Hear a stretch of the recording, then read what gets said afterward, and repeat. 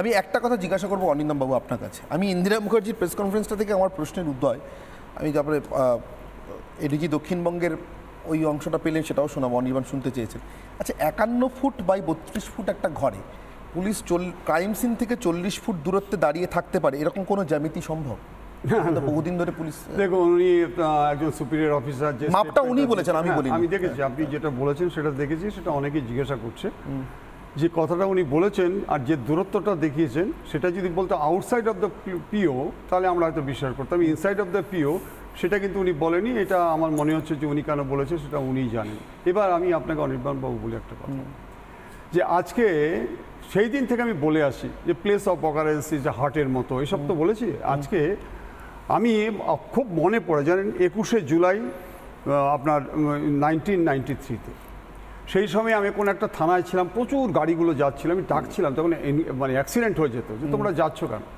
ওরা তখন বলেছিল যে অন্যায় যখন কোথাও অলিখিত আইন হয়ে যায়, গণপ্রতিরোধ তখন প্রহরীর মতো কাজ করে। কেন?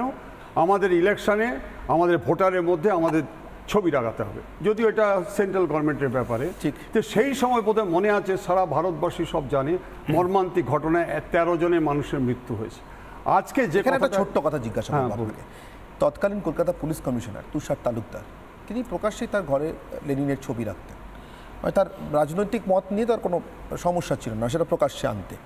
তো তিনি কিছুটা গর্বের সুরেই পরবর্তীকালে বলেছিলেন সেকে গুলি চালানোর নির্দেশ একদম ঠিক ছিল।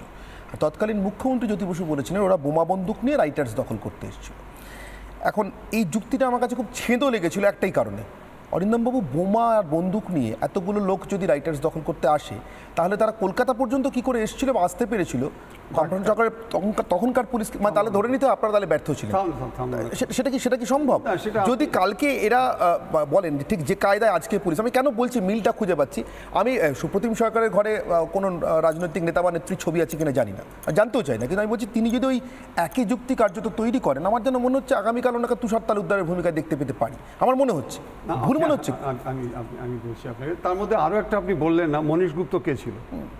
মনীশ গুপ্ত কে ছিল? পরবর্তীকালে তার ভূমিকাটা তো আপনি দেখেছেন, হোম সেক্রেটারি, চিফ সেক্রেটারি, নানা রকম আমরা মন্ত্রী হতে দেখেছি।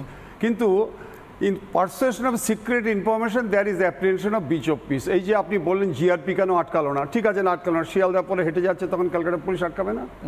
প্রশ্নটা হচ্ছে এই জায়গাটা। তো তাহলে আমি বলছি যে আগামী কালকে যে ঘটনাটা হতে চলেছে সেটা police has got full right যে কোথায় আটকাবে না আটকাবে, কি করবে, apprehension of breach of piece রয়েছে, যাতে সংসদীয় গণতন্ত্রে কখনো কিন্তু কোনো মুখ্যমন্ত্রীকে এভাবে টেনে নামানো যায় না, ভোটের মাধ্যমে নামাতে হয়। হ্যাঁ, তাই না? তাই সেটা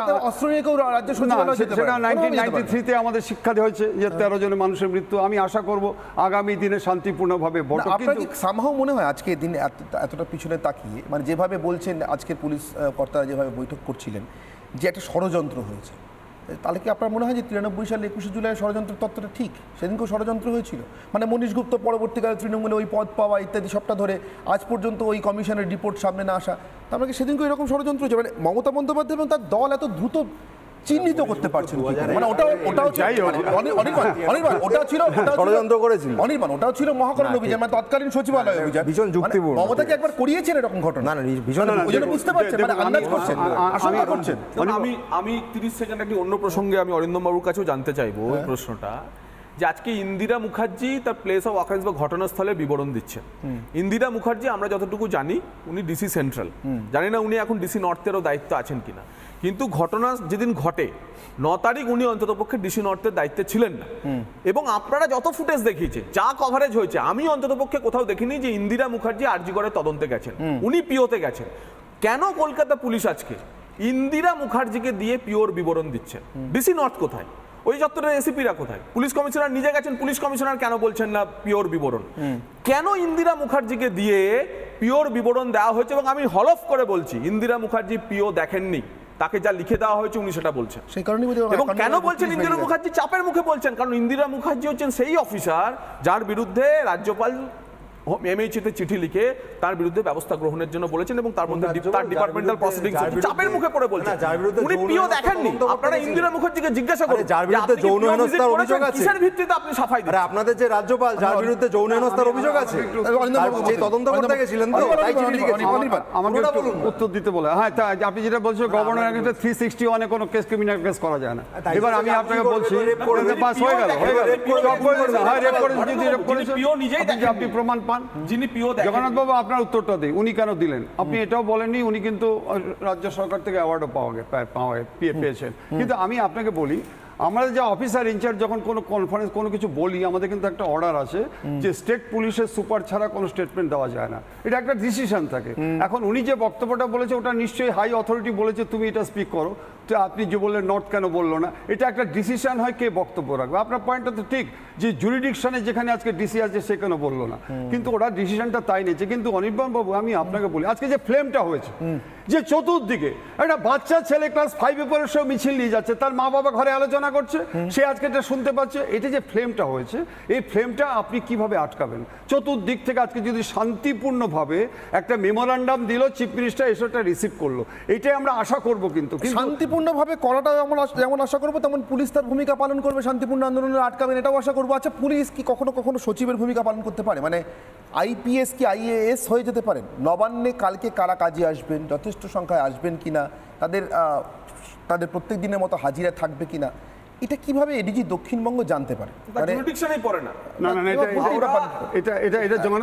আমি বক্তব্যটা শুনে একবার বিবাদ বন্ধ, এটা সোর্স ইনফরমেশন ডিআইবি থেকে পেয়েছি।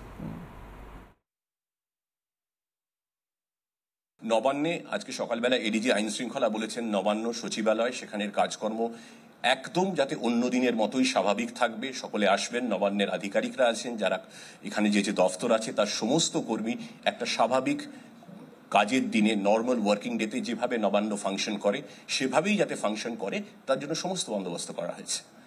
অরিত্র, আমি যে সুপ্রতিম সরকারের মধ্যে তুষার তালুকদারের ছায়া দেখতে পাচ্ছি, এটা কি নিতান্ত অন্যায় করছি? দেখুন, আমার প্রথম প্রশ্নটা হচ্ছে, পুলিশ আজকে এই মিটিং মিছিল আটকানোর জন্য এত তৎপর হয়েছে, এত বাহিনী, এত ইনফ্রাস্ট্রাকচার, এত ব্যারিকেড তৈরি করছে, এই পরিকাঠামোটা যদি অন্যান্য সময় স্বাভাবিক সময় তারা যদি সত্যি ইমপ্লিমেন্ট করতে পারতেন তাহলে আরজিকর ঘটনা দেখতে হতো না এবং ভবিষ্যতেও আর হবে না। কিন্তু ঘটনা হচ্ছে যে নির্দিষ্ট কিছু ক্ষেত্রে পলিটিক্যালি ইনফিউজড হয়ে যখন পুলিশ তার নিজস্ব সর্বশক্তি ব্যবহার করে তখনই আমরা একমাত্র পুলিশের অ্যাক্টিভিটি দেখতে পাই।